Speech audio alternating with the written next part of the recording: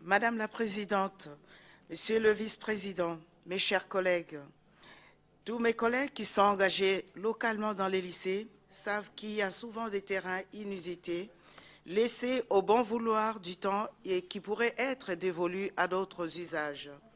C'est en cela que l'exécutif semble être parti d'une équation simple pour aboutir à ce rapport. D'un côté, l'Île-de-France manque cruellement de logements et de l'autre, notre collectivité possède un foncier conséquent qui pourrait, à défaut d'être utile pour les lycéens, rendre un grand service aux collectivités. Car ce qui bloque le plus souvent les maires bâtisseurs, ce n'est certainement pas un manque de volonté, nous le savons tous ici. C'est essentiellement un manque de moyens et surtout de manque de possibilités de construction.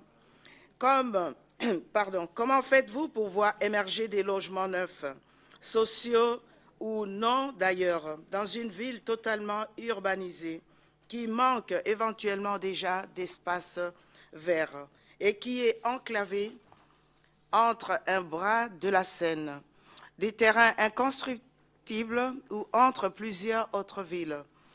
La convention prônée par ce rapport apporte une solution d'appoint concrète à ces obstacles à la construction. Monsieur le vice-président, mes chers collègues, tant que les cessions de foncier n'imputent pas la vie quotidienne des lycéens, des professeurs et des agents, je veux croire qu'elles seront une vraie bénédiction pour de nombreux maires. J'ai bien entendu regarder les 5 premiers sites identifiés pour être détachés du foncier régional. Eh bien, lorsqu'on s'aperçoit qu'une parcelle de 2700 m² est de toute façon inaccessible, ou une autre de 1300 m² dans une ville à forte tension démographique, sur une surface non bâtie de près de 17 000 m², on se dit qu'il faut simplement céder au bon sens, que ça ne va pas simplement être un obstacle à la vie éducative des lycéens et accepter de se détacher de ce foncier. D'autant plus lorsqu'on connaît l'objectif fixé par les FIF, 1000 logements directement créés grâce à notre impulsion, 35 millions de recettes pour réinvestir dans les infrastructures pour les franciliens.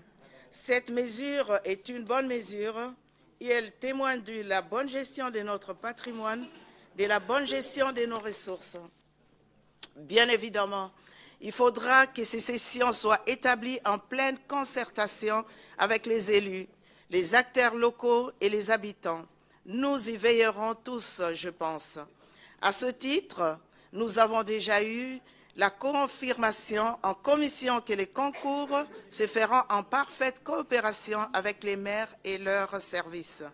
C'est pourquoi j'ai une pleine confiance en notre vice-président Geoffroy Didier ainsi qu'aux maires qui savent certainement mieux que nous-mêmes ce qui est bon pour leur commune. Je voudrais, avant de conclure, saluer le travail du vice-président Geoffroy Didier, également président de l'établissement public foncier d'Île-de-France, qui a permis cette réalisation. C'est une promesse de campagne de Valérie Pécresse que nous avions portée sur nos territoires. Encore une fois, nous pourrons retourner devant nos électeurs, le cœur empli de fierté, en annonçant une nouvelle fois qu'une promesse a été tenue. Monsieur le vice-président, mes chers collègues, le groupe LR votera bien évidemment avec enthousiasme cette convention et j'attends avec impatience que vous nous soumettiez en commission du logement les premiers projets relatifs à ce rapport. Je vous remercie.